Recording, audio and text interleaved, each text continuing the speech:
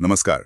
सरकारी नौकरी की दुनिया में अक्सर दो बड़े नाम सामने आते हैं, एसएससी और बैंक परीक्षाएं। हाँ। बहुत से उम्मीदवार सोचते हैं कि किधर जाएं। हाँ, ये सवाल काफी आम है। तो आज हम इसी पर थोड़ी गहराई से बात करेंगे। अब बिल्कुल। हमारे पास एसएससी और बैंक परीक्षाओं की तुलना पर कुछ जानकारी है और कोशिश करेंगे कि दोनों के बीच के जो मुख्य अंतर हैं वो स्पष्ट हो सकें। बिल्कुल, ताकि लोगों को फैसला करने में आसानी हो। तो चलिए सबसे पहले ये समझते हैं कि ये परीक्षाएं होती किस लिए हैं, मतलब इनसे नौकरियां कौन सी मिलती हैं। देखिए, एसएससी यानी स्टाफ सिलेक्शन कमीशन वो केंद्र सरकार के मंत्रालयों और विभागों के लिए भर्ती करता है। जैसे इनकम टैक्स डिपार्टमेंट हो गया, विदेश मंत्रालय है, सेंट्रल सेक्रेटेरिएट है, और इसमें रोल्स भी अलग अलग होते हैं। अच्छा, किस तरह के रोल्स? कुछ तो डेस्क जॉब्स होती हैं, जैसे ऑडिटर या असिस्टेंट सेक्शन ऑफिसर, और कुछ फील्ड जॉब्स भी हैं, मान लीजिए सीबीआई या पुलिस में सब इंस्पेक्टर। अच्छा, वेरी वैरायटी काफी है। यानी एसएससी से सरकारी मशीनरी के अलग-अलग हिस्सों में जाने का मौका मिलता है। हाँ। और बैंक परीक्षाओं का क्या सीन है? आईबीपीएस, एसबीआई, ये सब? हाँ, बैंक परीक्षाएं जो हैं, जैसे आईबीपीएस या एसबीआई की, ये पब्लिक सेक्टर बैंकों के लिए होती हैं। ओके। यहाँ काम ज्यादातर बैंकिंग ऑपरेशन से जुड़ा होता है। कस्टमर सर्विस है, अकाउंट मैनेजमेंट है, लोन प्रोसेसिंग वगैरह। और इसमें करियर पाथ कैसा रहता है? जैसे पीओ बनते हैं लोग। जी, प्रोबेशनरी ऑफिसर या क्लर्क, पीओ वाली भूमिका से आगे चलकर आप मैनेजरियल पोजीशंस तक जा सकते हैं। ठीक है। अब आते हैं एलिजिबिलिटी और सिलेबस पर। क्या क्वालिफिकेशन चाहिए होती है? ग्रेजुएशन तो शायद कॉमन है। हाँ, ज्यादातर पोस्ट के लिए ग्रेजुएशन जरूरी है, बिल्कुल। लेकिन एसएससी में कुछ एग्जाम्स 12वीं पास वालों के लिए भी हैं, जैसे सीएचएसएल। अच्छा। सिलेबस की बात करें तो देखिए, क्वांट्स, रीजनिंग, इंग्लिश, ये तो दोनों में ही है। हाँ, ये तो बेसिक्स हैं। बिल्कुल। असली फर्क आता है इसके बाद। एसएससी में एडवांस्ड मैथ्स पर काफी फोकस रहता है। एडवांस मैथ्स मतलब? Trigonometry, geometry. हाँ, वही। ट्रिग्नोमेट्री, ज्योमेट्री, अलजेब्रा, और साथ में जनरल अवेयरनेस बहुत अहम है।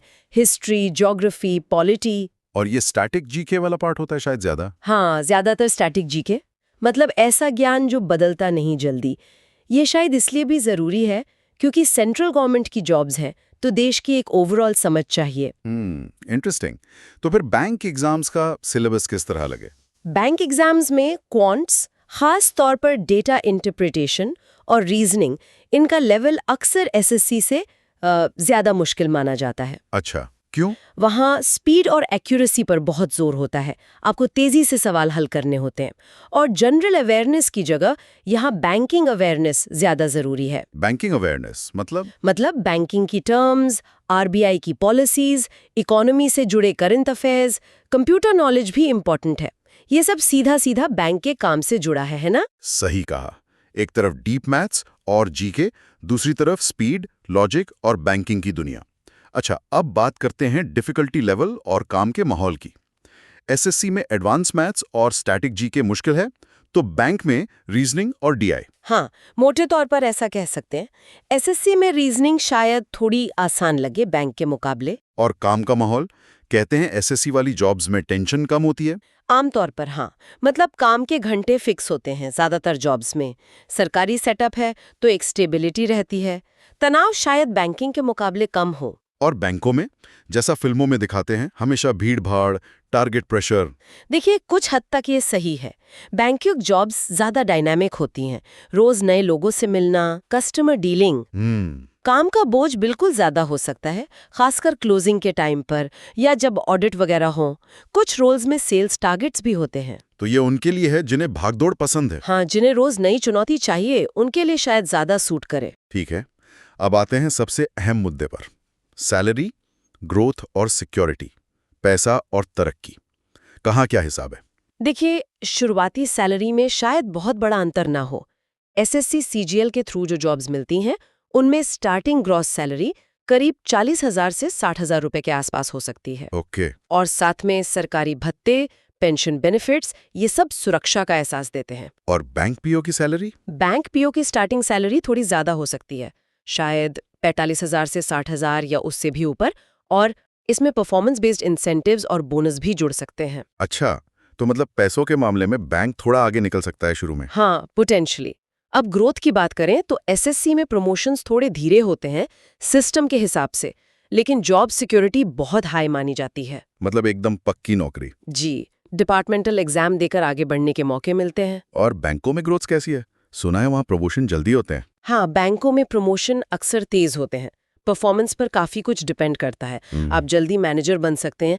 कुछ लोगों को विदेश जाने के मौके भी मिलते हैं। ओह, इंटरेस्टिंग। जॉब सिक्योरिटी यहाँ भी है, ऐसा नहीं है कि नहीं है, लेकिन वो एसएससी वाली सरकारी नौकरी की तरह शायद ना हो।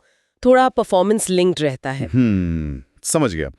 तो अगर संक्षेप में कहें तो जिन लोगों को एक बहुत ही स्थिर सिक्योर जॉब चाहिए, काम के घंटे निश्चित हों और अलग-अलग सरकारी विभागों में काम करने का मौका मिले, उनके लिए एसएससी बेहतर है। हाँ, बिल्कुल।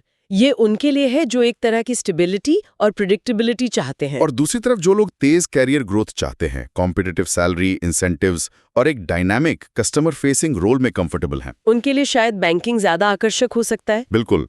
ये पूरी तरह से किसी की अपनी प्रायोरिटीज, उसका स्वभाव और उसके करियर गोल्स क्या हैं, इस पर निर्भर करता है। सही कहा। तो ये थी एक कोशिश एसएससी और बैंक परीक्षाओं के बीच के फर्क को समझने की। उम्मीद है कि ये जानकारी किसी के लिए अपना रास्ता चुनने में मददगार साबित होगी। हाँ, और अंत में एक सवाल छोड़ जाते हैं सोचने के लिए। क्या स्थिरता हमेशा मन की शांति देती है, या फिर एक चुनौतीपूर्ण तेज रफ्तार वाली नौकरी से मिलने वाली संतुष्टि का एहसास ज्यादा गहरा हो सकता है? ये वाकई सोचने वाली बात है। इसका जवाब शायद हर किसी के लिए अलग होगा।